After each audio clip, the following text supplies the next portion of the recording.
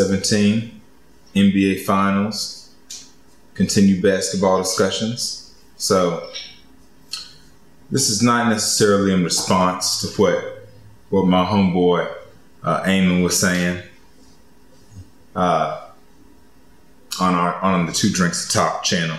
Kevin Durant chose to go to a 7-3-9 team. He chose to go to a team that beat him in a Game 7. Right, but it is something that needs to be addressed. And that is a lot of people calling or being upset at Kevin Durant and his move to the Golden State Warriors. Right? Do I like the move personally? No. But I love basketball, so I'm going to watch anyway. Did I like when LeBron went to Miami? No. But I love basketball, so I'm going to watch anyway. Now, while I didn't like those moves, I didn't have a problem at all when we sent Jordan and Bird and Magic and a whole bunch of dominant players to go crush the entire world with the Dream Team.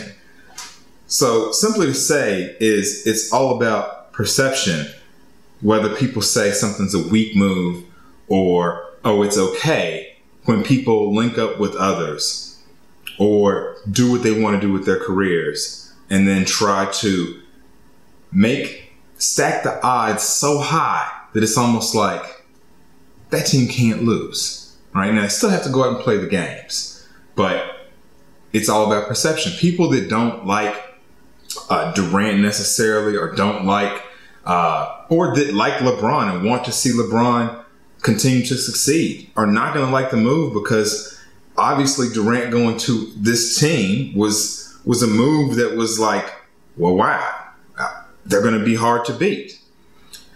I say, though, from the perspective of when great players link up, right?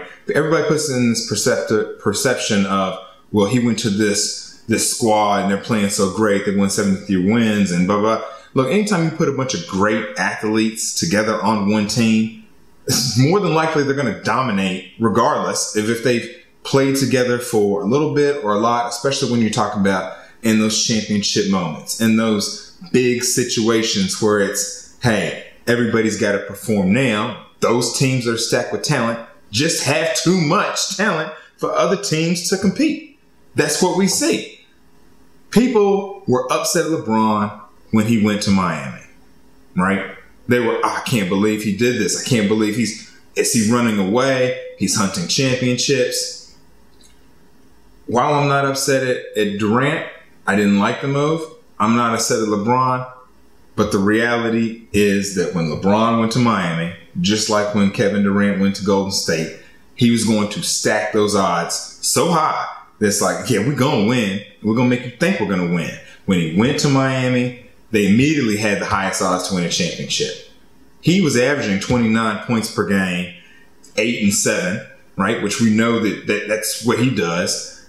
And Chris Bosh was coming, averaging 24, 25, and 10. And Dwayne Wade was averaging 27 and 7 assists and 5 boards. So all these players are, in fact, doing what they feel like that they should do and what's best for them in their careers. And while I'm not okay with maybe having the overall competition in the league condensed down to like 1 or 2 teams, like I can't get upset at people doing what they want to do for their careers, right?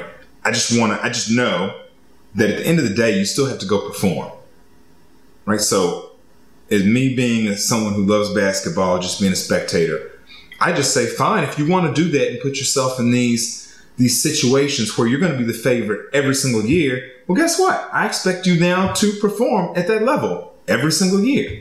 So you go to Miami, yeah, I expect you to win 4 championships. Durant goes to Golden State, I expect you to go to 4 championships. They've set themselves up to have higher expectations versus if Durant or LeBron had stayed in where, Oklahoma City, Cleveland, then you expect like, hey, if they can turn the franchise around or build this franchise into something, blah, blah, blah.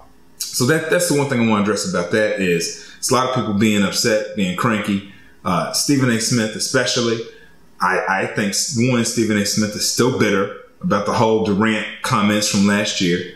2, I think Stephen A. Smith is speaking through the prism of hey, this is my job. I go to all these other NBA games, and now all these other NBA games suck, and there's only 2 teams that he gets to go to see that, well, guess what? Nobody cares, right? That's why the NBA is not actively trying to stop any of these moves. And, you know, should they? No, they have it set up for a reason. Now, if you got 400 of the best players in the world out there, and then we're saying that, hey, it's only 6 people because there's only 2 good teams, well, then that's a problem all in itself.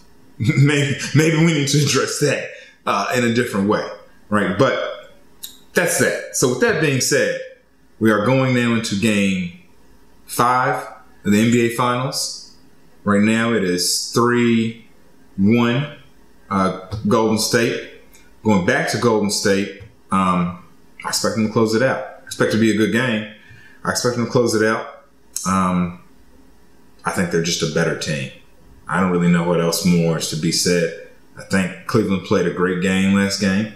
They played very high energy. Golden State didn't play with as much energy. And that's why you still have to go play the games, though.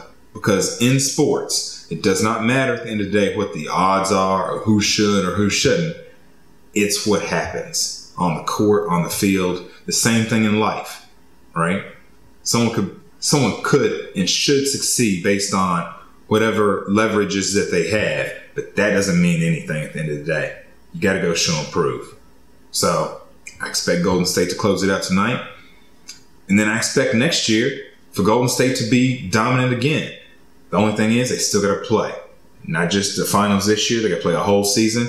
There's injuries. There's things that can happen. So before people go getting all the panties in a wad, maybe you should let things play out and see what happens. Because there's a reason why going back to 1990, even going back to the Bill Russell days, other than that era, you don't see teams winning 4 straight. Why? Because other teams, the league, are able to adjust. There's injuries. Too many variables that we can't even project can happen, right? There's just a million things that can happen. So, yes, we put the expectations there. They still got to go play, and there's so much that can happen that I would almost say I put as much money as I could on them not winning 4 in a row. I'd rather bet on every other team in the league than saying this team is just going to be this one or these 2 teams going forward.